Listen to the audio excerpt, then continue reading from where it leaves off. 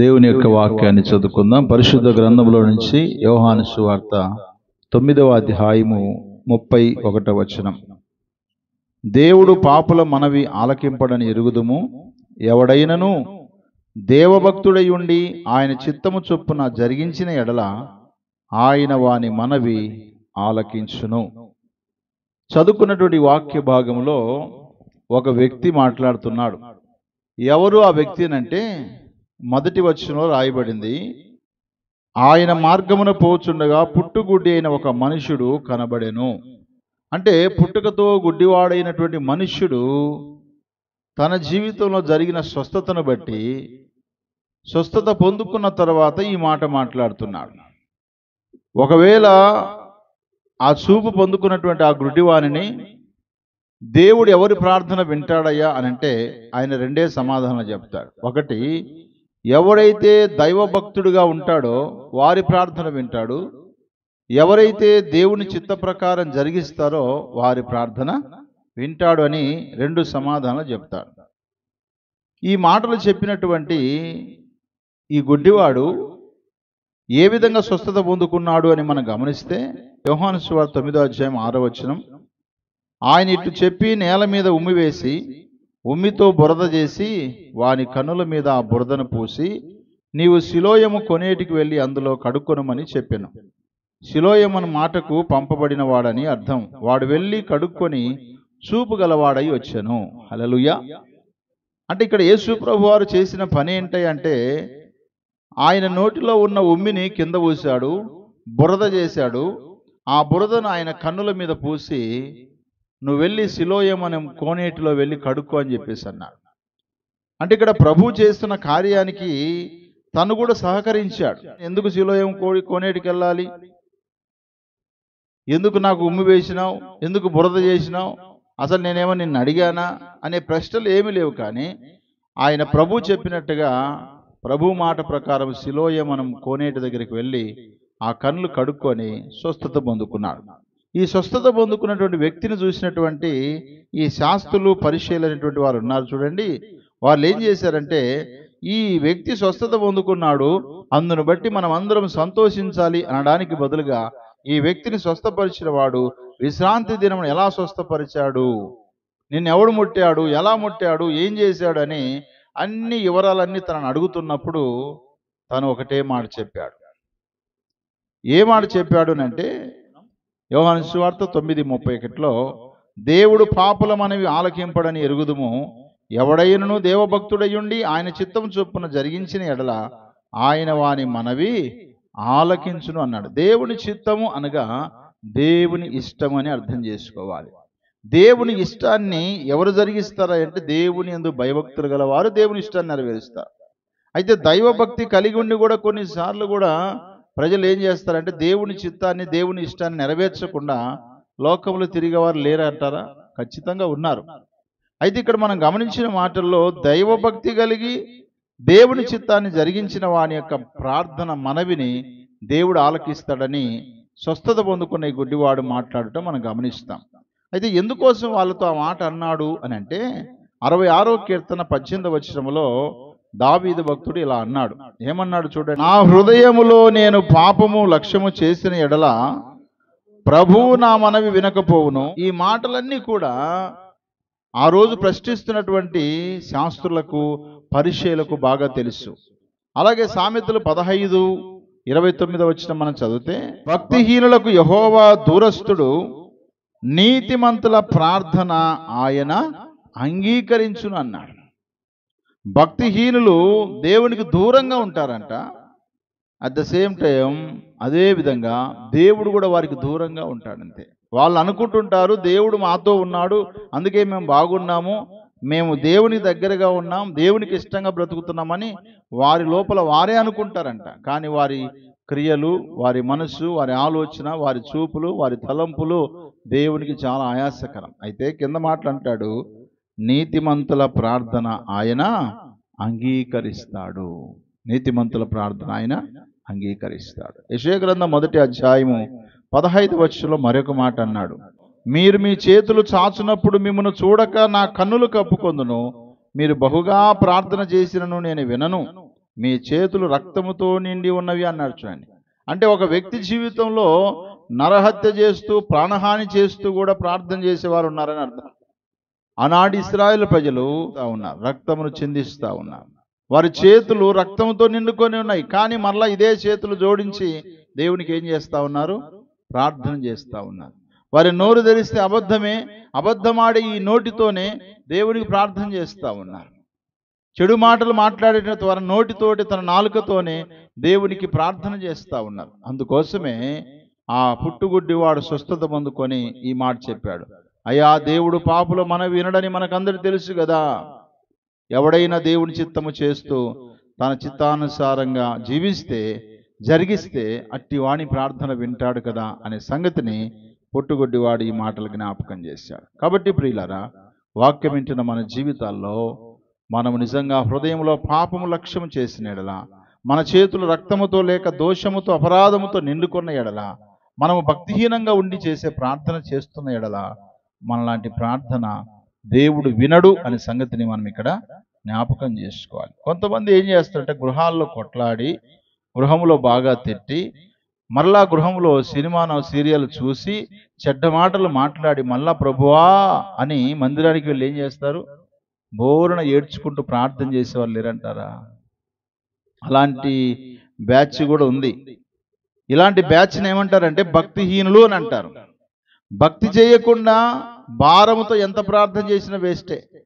మన జీవితంలో భక్తిహీనత లేకుండా భక్తితో మనం ప్రార్థన చేస్తే అట్టి ప్రార్థన దేవుడు ఆలకిస్తాడని వాక్యం సెలవిస్తుంది. 40వ కీర్తన 8వ వచనం, నా దేవా నీ చిత్తము నెరవేర్చుట నాకు సంతోషము, నీ ధర్మశాస్త్రం నా ఆంతర్యములో ఉన్నది అన్నాడు. హల్లెలూయా. 66వ కీర్తన 18లో అన్నాడు, హృదయంలో ఒకవేళ నేను పాపము లక్ష్యం చేస్తే నా ప్రార్థనను ఆలకించమని చెప్పినటువంటి దావీదు భక్తుడు ఇప్పుడు దేవుని చిత్తాన్ని జరిగించటానికి సంతోషపడుతున్నాడు. దేవాని చిత్తము నెరవేర్చుట నాకు సంతోషం అన్నాడు. యేసు ప్రభు వారు కూడా ఒక మాట చెప్పాడు అనుకుంటా, మత్తయి సువార్త 12వ అధ్యాయం 49-50 వచనాలు. తన శిష్యుల వైపు చేయి చాపి, ఇదిగో నా తల్లియు నా సహోదరులను పరలోకమందున నా తండ్రి చిత్తము చొప్పున చేయువాడే నా సహోదరుడును నా సహోదరియు నా తల్లియు అని. అంటే ఇక్కడ ఏం జరిగిందని అంటే, యేసు ప్రభు వారు బోధిస్తున్నప్పుడు కొంతమంది శిష్యులు వచ్చారు, కొంతమంది సహోదరులు వచ్చారు. కొంతమంది వచ్చే వాళ్ళు ఏమంటున్నారయ్య అంటే 46వ వచనంలో, ఆయన జనసమూహముతో ఇంకా మాట్లాడుచుండగా ఇదిగో ఆయన తల్లియు సహోదరులు ఆయనతో మాట్లాడగోరుచు వెలుపల నిలిచి ఉండిరి. అప్పుడొకడు, ఇదిగో నీ తల్లియు నీ సహోదరులు నీతో మాట్లాడవలని వెలుపల నిలిచి ఉన్నారని ఆయనతో చెప్పెను. చూడండి, యేసు ప్రభు వారు ఇక్కడ మాట్లాడుతూనే ఉన్నాడు కొంతమందితో. ఈ లోపం ఒక వ్యక్తి వచ్చాడు. వచ్చి ఏమన్నాడు? అయ్యా నీ తల్లి వచ్చింది, నీ సహోదరులు కూడా నీతో మాట్లాడడానికి వచ్చారు అని అంటే, అప్పుడు ప్రభు అన్నాడు, అవునా, మా అమ్మ మా సహోదరులు వచ్చారా? మీరందరూ పక్కన కూర్చోండి, నేను బయటికి వెళ్ళి కొంచెం మాట్లాడొస్తానని వాళ్ళకు ప్రియారిటీ ఇవ్వలేదు, వాళ్ళకు అవకాశాన్ని కల్పించలేదు. కానీ ఆయన ఏం చేశాడు? శిష్యుల వైపు చూశాడు. మిగతా శిష్యులందరి వైపు చూసి, ఇదిగో నా తల్లి, ఇదిగో నా సహోదరులు, పరలోకమందున నా తండ్రి చిత్తం చొప్పున చేయువాడే నా సహోదరుడు, నా సహోదరి, నా తల్లి అని చెప్పాడు. స్వయాన ఆయన కన్నటువంటి తల్లి అయిన మరియమ్మ వస్తే కూడా అదే మాట చెప్పాడు. అంటే ప్రభువు భూ సంబంధమైన వాడు కానే కాదు, ఆయన పరలోక నేను పైవాడని మీరు కిందివాడనని చెప్పాడు ప్రభు. పైవాడైనటువంటి ఆయన కింద ఉన్నటువంటి మనకు అందుబాటులో ఉండడానికి కన్య మరియ గర్భమును జన్మించాడు, అంతే. కాబట్టి దేవుని చిత్తాన్ని జరిగించేవారే తన తల్లి, దేవుని చిత్తాన్ని జరిగించేవారే తన సహోదరులు, దేవుని చిత్తాన్ని జరిగించేవారే దేవునికి ఇష్టమైన పిల్లలనే సంగతిని ప్రభుని యేసయ్య ఇక్కడ మాట్లాడుతూ వచ్చాడు. ఉదాహరణకి మందిరాల్లో వాక్యం వింటుంటారు, ప్రార్థనలు జరుగుతూ ఉంటాయి, ఆరాధనలు జరుగుతుంటాయి. ఆఫ్టర్ ఆల్ ఒక సెల్ ఫోన్ ఒక్కసారి రింగ్ అయిందంటే భక్తులు ఏం చేస్తారు? మందిరంలో నుంచి ఫోన్ ఎత్తి మాట్లాడుకుంటూ పోతూ ఉంటారు బయటికి. ఇక్కడ 100 మంది చూస్తున్నప్పటికీ సరేగాక అందరిలో లేచి ఏం చేస్తుంటారు? ఫోన్ మాట్లాడుకుంటూ బయటికి వెళ్తారు. ఎంత భయం లేని వాళ్ళు ఇల్లు. భక్తిహీనత. అది భక్తిహీనతకు గుర్తు ఏంటంటే మందిరంలోంచి లేచిపోవడం. మా అమ్మ పిలిచింది, మా నాన్న పిలిచాడు, మా అక్క పిలిచింది, మా భర్త పిలిచాడు, నా భార్య పిలిచింది అని ఇలాంటి డైలాగుల ద్వారా ఏం చేస్తుంటే మందిరంలోకి వచ్చి మళ్ళీ బయటికి వెళ్తుంటారు. ప్రభు ఇక్కడ మనకు నేర్పుతున్న మాట ఏంటంటే దేవుని చిత్తం ఏంటో తెలుసు. అక్కడ తన ప్రజలతో దేవుని మాటలు ఆయన మాట్లాడుతున్నప్పుడు తనను కన్నటువంటి తల్లి కానీ తన సహోదరులు వచ్చినప్పుడు కూడా ప్రభు ఆ మాటలు విడిచిపెట్టి బయటికి వెళ్ళిపోలేదు తెలుసా. ఆయన నా తండ్రి చిత్త ప్రకారం చేయవాడే నా సహోదరి, నా తల్లి అని ప్రభువే మాట్లాడాడు. మత్తయి సువార్త 7వ అధ్యాయం 21వ వచనంలో కూడా ఒక మాట ఉంటుంది. ప్రభువా ప్రభువా అని నన్ను పిలుచు ప్రతివాడును పరలోక రాజ్యములో ప్రవేశింపడు గాని పరలోకముందున నా తండ్రి చిత్త ప్రకారము చేయువాడే ప్రవేశించును అన్నాడు. చూడండి, కొంతమంది ప్రభువా ప్రభు అని పిలిచి పరలోకం చేరుతాం అనుకుంటారు. కాదు కాదు, నా తండ్రి చిత్త ప్రకారం చేయువాడే పరలోక రాజ్యానికి చేరుతాడు. అనగా తండ్రి చిత్త ప్రకారం చేసేవాడు పరలోకం వెళ్తాడు. తండ్రి చిత్త ప్రకారం అనగా దేవుడి చిత్త ప్రకారం చేసేవారి ప్రార్థన కూడా దేవుడు వింటాడు. అయితే వీటన్నిటిని మనం ఆలోచన చేస్తే మొత్తానికి తండ్రి చిత్తం లేక దేవుని చిత్తం ఏంటి అనే ప్రశ్న మనం వేసుకుంటే దానికి జవాబు దేవుని వాక్యం సెలవిస్తుంది.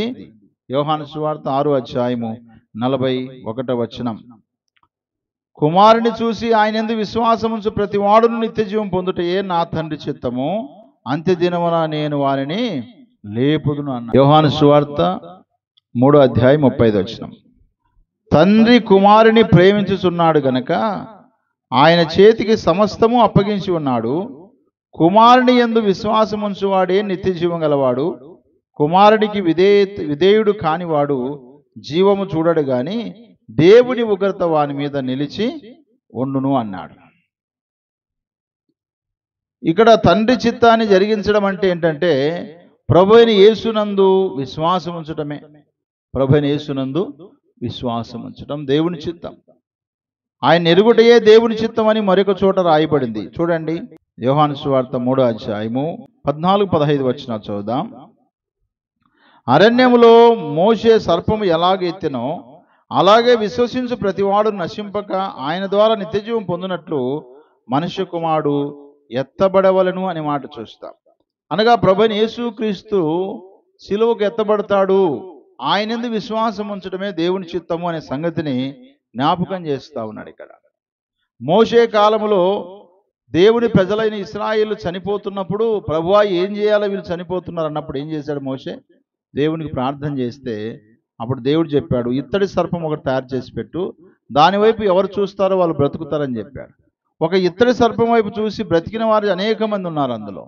అలాగే సర్వలోకమంతా కూడా సిలువలో రైలాడినటువంటి ప్రభు అయిన యేసుక్రీస్తును ఎవరైతే చూస్తారో, ఎవరైతే ఆయన వైపు తిరుగుతారో అట్టి వారు ఏమవుతారు? స్వస్థత పొందుకుంటారు. అంత మాత్రమే కాకుండా వారు దేవుని కుమారులుగా, దేవుని పిల్లలుగా తీర్చబడతారు. కాబట్టి క్రీస్తు యేసునందు విశ్వాసం ఉంచటమే నిత్య జీవము అనే సంగతిని ప్రభు ఇక్కడ మనకు జ్ఞాపకం చేస్తా ఉన్నాడు.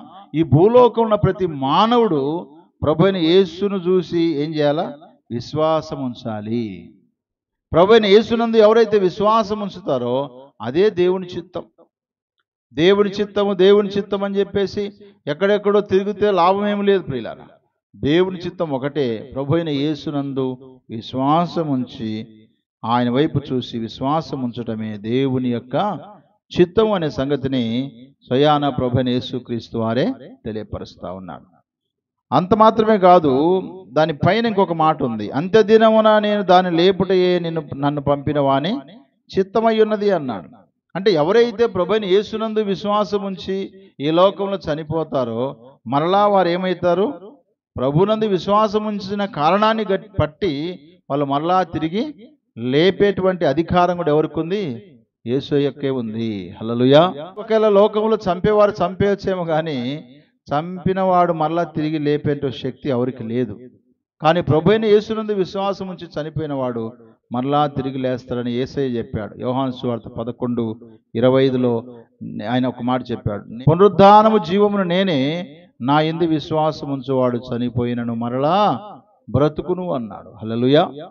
కాబట్టి ప్రియులారా, దేవుని చిత్తం ఏంటంటే ప్రభు దేవుడు లేక తండ్రి పంపిన కుమారుని యందనగా యేసునందు విశ్వాసం ఉంచటమే దేవుని చిత్తము అనే సంగతిని మనము జ్ఞాపకం చేసుకోవాలి.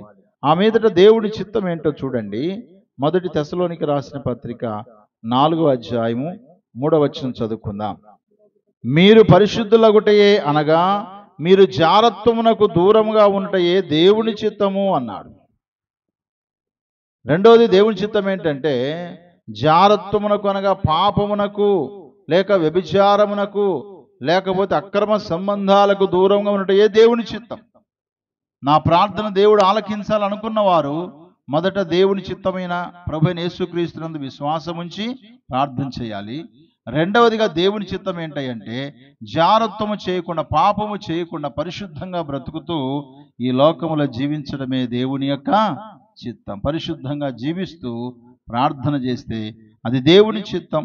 అంత మాత్రమే కాదు, 5వ వచనంలో ఈ మాట అంటాడు, తన ఘటమును ఎట్లు కాపాడుకొనవలనో అది ఎరిగినుటయే దేవుని చిత్తము అన్నాడు. ఘటమును కాపాడుకోవాలి. ఘటము అంటే మన దేహము. మన దేహాన్ని మనం కాపాడుకోవాలి. లోకంలో శరీరాశ, నేత్రాశ, జీవపుడంబం ఉంది. ఈ శరీరాశ వలన ఏమైపోతున్నారంటే చాలా మంది జారత్వంలోకి పడిపోతున్నారు, పాపంలో పడిపోతున్నారు. బలవంతుడైన సంసోను కూడా ఈ జారత్వానికి అలవాటు పడిపోయి తన ఘటమును కాపాడుకోవాల్సిన దానికి బదులుగా తన ఘటమును ఏం చేసుకున్నాడు? పగలగొట్టుకున్నాడు. సమరేశ్రీ తన ఘటమును కాపాడుకోవాల్సింది పోగొట్టి అనేకులతో తన జీవితాన్ని పాడు చేసుకుంది. కానీ పాడైపోయిన ఆ ఘటమును ప్రభువైన యేసయ్య బాగు చేశాడు. హల్లెలూయా. కాబట్టి ప్రియులారా, మన ఘటమును మనము కాపాడుకున్నట్టే దేవుని యొక్క చిత్తము. మొదటి తెస్సలోనికి రాసిన పత్రిక 5వ అధ్యాయం 16, 17, 18 వచనాలు.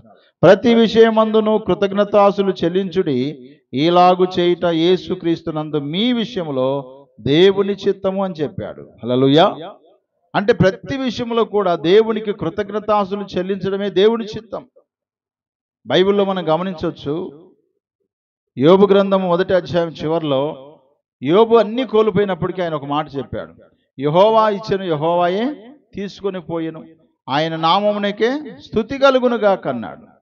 అంటే దేవుని స్తుతించాడు, ఆయన దేవునికి కృతజ్ఞత చెల్లించాడు. అందుకోసమే కాలక్రమేణా కొద్ది దినములు గడిచిన తర్వాత యోబును మరలా ఏం చేశాడు? దేవుడు రెండంతలుగా ఆశీర్వదించాడు.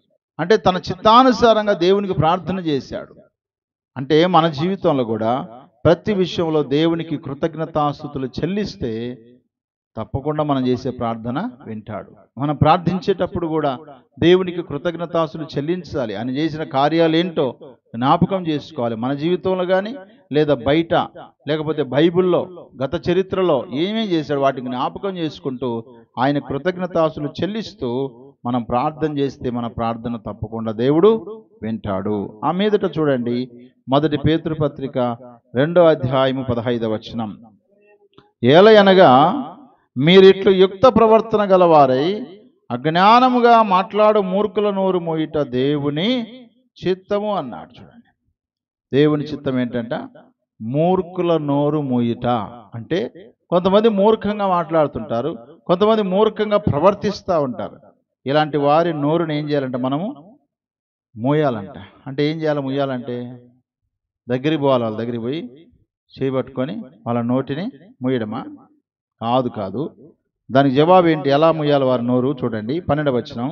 అన్యజనులు మిమ్మల్ని ఏ విషయంలో దుర్మార్గులను దూషింతురో ఆ విషయంలో వారు మీ సత్క్రియలను చూసి వాటిని బట్టి దర్శన దినమున దేవుని మహిమపరిచినట్లు వారి మధ్యను మంచి ప్రవర్తన గలవారై ఉండవలనని మిమ్మల్ని బతిమాలు కొనుచున్నాను అని. అంటే ప్రియులారా, మూర్ఖుల నోరు మూయిట దేవుని చిత్తం ఏంటంటే మంచి ప్రవర్తన కలిగి ఉండాలి. వాళ్ళ ఎదుట సత్ప్రవర్తన కలిగి ఉండాలి. వాళ్ళు ఏమన్నా తిట్టుకొని ఏమన్నా చేసుకొని మాటకు మాట అనకుండా వదిలేసేయాలి అంతే. అరిసి నోరు నొచ్చి వాళ్ళే మౌనమైపోతారు. అదే వాళ్ళ యొక్క నోర్లు మూయడం అంటే. మనం పోయి అమాంతం పరిగెత్తుకుంటూ పోయి వాళ్ళ నోరు మూసి సంపుతాను చూడు నిన్ను అని చెప్పడం కాదు నోరు మూయటం అంటే. వాళ్ళు ఏమైనా అనుకోని ప్రభు వింటున్నాడు, తగిన ఫలితం దేవుడే ఇస్తాడు అని నీ వాదాన్ని, నీ వివాదాన్ని, నీకున్న కష్టాన్ని, నీకున్నటువంటి పరిస్థితిని దేవునికి అప్పగించి వాళ్ళ మధ్యలో చెడు ప్రవర్తన కాకుండా సత్ప్రవర్తన కలిగి నువ్వు ఎప్పుడైతే బ్రతుకుతావో తప్పకుండా వారి యొక్క నోరు మూయబడి అప్పుడు అనుకుంటారు, అనవసరంగా నిన్ను మాట్లాడాను, అనవసరంగా నేను ఈ విధంగా చెడగా అనుకున్నాను, అనవసరంగా నేను ఇలా మాట్లాడాను, దయచేసి నన్ను క్షమించు అన్నంతగా దేవుడు తప్పకుండా చేస్తాడు. కాబట్టి మూర్ఖుల నోరు మోయిట దేవుని యొక్క చిత్తం. యేసు ప్రభు వారు శిలువకు అప్పగించబడినప్పుడు గవర్నర్ అయిన పిలాతు అడుగుతాడు, ఏమయ్యా ఇంతగా నిన్ను మాట్లాడుతుంటే నువ్వు నోరెత్తవేంటంటే ఆయన మౌనంగానే ఉంటాడు. నిజంగా నువ్వు క్రీస్తువేనా అంటే నువ్వు అన్నట్టే అంటాడు. మళ్ళీ నువ్వు అన్నట్టు నేను క్రీస్తునే అన్నాడు. నువ్వు అన్నట్టు నేను క్రీస్తునే. మరి వీళ్ళు నీ మీద నిందలు వేస్తున్నారు, అవమానం చేస్తున్నారు కదా, ఇన్ని లేనిపోని మాటలు, ఒక్క మాట నువ్వు నోరు తెరువు, నీ పక్షాన్ని నేను మాట్లాడతానని అన్నా కూడా ప్రభు ఏం చేశాడు? నోరు తెరవలేదు ఆయన.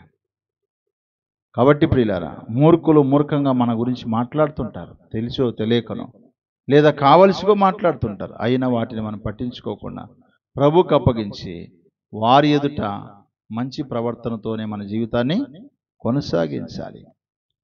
మొదటి యోహాను పత్రిక 2వ అధ్యాయం 15 వచనం నుంచి మనం చదివితే ఒక మాట ఉంది అక్కడ. ఈ లోకమునైనను లోకమునున్న వాటినైనను ప్రేమింపకుడి, ఎవడైనను లోకమును ప్రేమించిన ఎడల తండ్రి ప్రేమ వానిలో ఉండదు. లోకములో ఉన్నదంతయు అనగా శరీరాశయు నేత్రాశయు జీవపుడంబమును తండ్రి వలన పుట్టినవి కావు, అవి లోక సంబంధమైనవే. లోకమును దాని ఆశయు గతించిపోవును గాని దేవుని చిత్తం జరిగించువాడు నిరంతరము నిలుచునంట. హల్లెలూయా. ఎల్లప్పుడూ నేను బ్రతకాలి అనుకుంటే దేవుని చిత్తాన్ని చేయాలి. ఎల్లప్పుడూ నువ్వు బ్రతకాలి అనుకుంటే దేవుని చిత్తాన్ని జరిగించాలి. దేవుని చిత్తం ఏంటి? ఇప్పటి వరకు మనం విన్నాం. దేవుని చిత్తం ఏంటి? యేసుక్రీస్తునందు విశ్వాసం ఉంచటమే దేవుని చిత్తం. జారత్వమునకు దూరంగా ఉండటయే దేవుని చిత్తం. మన దేహమును కాపాడుకోవడమే, పాపము లేకుండా కాపాడుకోవడమే దేవుని చిత్తం. ప్రతి విషయంలో నష్టమైన కష్టమైన అన్ని విషయాల దేవునికి కృతజ్ఞతాస్తుతులు చెల్లించడమే దేవుని యొక్క చిత్తం. మూర్ఖుల నోరు మూయటనే దేవుని యొక్క చిత్తం. కాబట్టి ప్రియులారా, దేవుని చిత్తాన్ని మనం జరిగించాలి. దేవుని చిత్తాన్ని జరిగించినప్పుడు దేవుడు తన వాగ్దానాన్ని కూడా మన పట్ల నెరవేరుస్తాడు. ఏంటి ఆ వాగ్దానము? హెబ్రీలకు రాసిన పత్రిక 10వ అధ్యాయము 36వ వచనం. మీరు దేవుని చిత్తమును నెరవేర్చిన వారై వాగ్దానం పొందు నిమిత్తము మీకు ఓర్మి అవసరమై ఉన్నది అన్నాడు. అంటే మన దేవుని చిత్తాన్ని నెరవేరుస్తున్నప్పుడు మనకు కొంత ఓర్పు అవసరం అంట. ఆవేశం కాదు. ఆవేశపడితే దేవుని చిత్తాన్ని మనం నెరవేర్చలేమంట. కొంచెం ఓర్పు మీకు అవసరము అంటున్నావు. అంటే సహనము అవసరము అని అంటున్నాడు. సహనము అవసరము, అప్పుడే మీరు వాగ్దానం పొందుకుంటారు. నా చిత్తాన్ని మీరు జరిగించినప్పుడు నేను మీకు ఇచ్చే వాగ్దానాన్ని, నేను మీకు ఇచ్చే ఆశీర్వాదాన్ని ఇస్తాను, మీరు కొంత ఓర్చుకోనండి అన్నాడు. రోమపత్రికలో మరొక మాట అంటాడు. రోమిలకు రాసిన పత్రిక 5వ అధ్యాయము 3వ వచనం. అంతేకాదు శ్రమ ఓర్పును, ఓర్పు పరీక్షను, పరీక్ష నిరీక్షణ కలుగజేయని ఎరిగి శ్రమల యందును అతిశయపడదామని అంటాడు. చూడండి, అంటే ప్రతి ఒక్కరి జీవితంలో శ్రమ వస్తుంది, శ్రమలో మీరు ఓర్చుకోండి అన్నాడు. ఓర్చుకుంటున్నప్పుడు మరలా పరీక్షలు వస్తాయి. పరీక్ష వచ్చినప్పుడు మాకు ఒక నిరీక్షణ ఉంటుంది కదా. ఎగ్జామ్స్ రాసిన వాళ్ళకి నిరీక్షణ ఉంటుందా లేదా? మాకు ఎల్లుండి ఒక 2 వారాలు ఉన్న తర్వాత మాకేమొస్తాయి?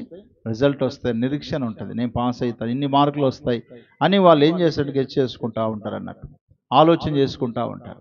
కాబట్టి మన జీవితంలో అన్ని విషయాల్లో దేవుని చిత్తాన్ని నెరవేరుస్తున్నప్పుడు మనకు శ్రమ వస్తుంది. శ్రమ వచ్చినప్పుడు కొంచెం మనం ఓర్చుకోవాల్సి వస్తుంది. ఓర్చుకుంటున్నప్పుడు ఇంకా పరీక్షలు వస్తాయి కొన్నిసార్లు. అందుకే అంటారు కొంతమంది, ఏమంటారంటే ఏం ఒకటి పోతే ఒకటి కదా.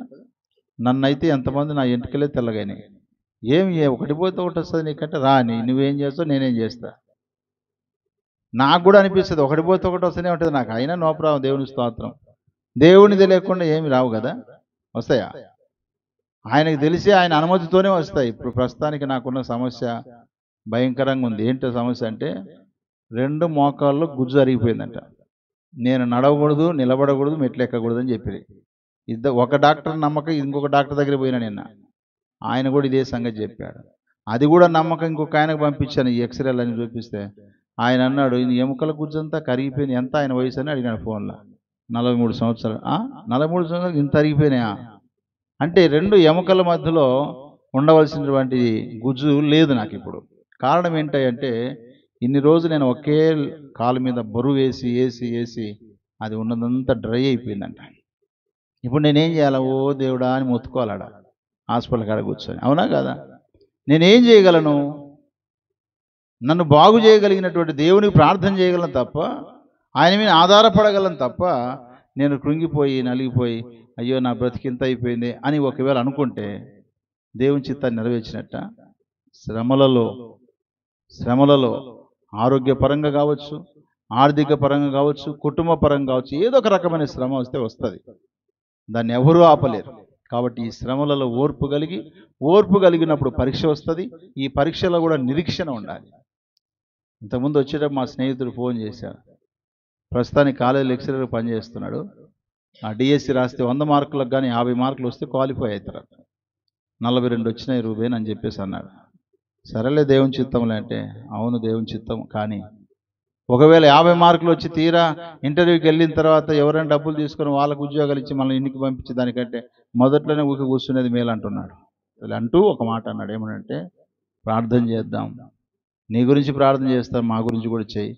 నాకు ఒకటే నమ్మకం ఉంది, చేసే ప్రార్థన ఆలస్యమైన తప్పకుండా దేవుడు ఫలితము ఇస్తాడని ఒక మాట చెప్పాడు ఆయన. హల్లెలూయా. అలాంటి నిరీక్షణ మనకు ఉండాలి. మనకు ఆలస్యమైనా సరే మన ప్రార్థనకు ప్రతిఫలం ఇస్తాడనేటువంటి నిరీక్షణ నాకు ఉంది రూబేనని మా స్నేహితుడు మాట్లాడినప్పుడు నాకు కూడా సంతోషం కలిగింది ఆ మాట. అంటే నేను కూడా అలాంటి మనస్తత్వం కలిగి ఉన్నప్పుడు అవతల వ్యక్తి కూడా అదే మాట మాట్లాడుతున్నప్పుడు ఎంత బలం వస్తుంది కదా. కాబట్టి ప్రియులరా, మనకు దేవుని వాగ్దానాలు ఉన్నాయి, దేవుని ఆశీర్వాదాలు తప్పకుండా మనకు ఉన్నాయి. అయితే ఆయన చిత్తానుసారంగా మనం ఏం చేయాలా? ఈ లోకంలో కొనసాగాలి. దైవ భక్తుడై ఉండి ఆయన చిత్తానుసారంగా ఎవరైతే కొనసాగుతూ ప్రార్థన చేస్తారో అట్టి వారి ప్రార్థన దేవుడు వింటాడని పుట్టుకతో కళ్ళు పోయి యేసు ప్రభు ద్వారా కళ్ళు పొందుకున్నటువంటి ఆ వ్యక్తి చెప్తున్న మాట. ఆ విధంగా ఆలోచన చేస్తే ఈ రోజుకి ఎన్నో మేలు పొందుకున్నావు కదా నువ్వు. నీ జీవితంలో ఎవరికైనా ఈ మాట చెప్పగలిగావా? దేవుడు ప్రార్థన వింటాడు, ఆయన చిత్తానుసారంగా ఇలా బ్రతుకుతే మనం తప్పకుండా మన ప్రార్థన వింటాడని సంగతిని ఇతరులకు చెప్పి నువ్వు ప్రార్థన చేయగలిగితే తప్పకుండా దేవుడు తన చిత్తాన్ని ఏం చేస్తాడు? మన జీవితంలో ఆయన నెరవేరుస్తాడు.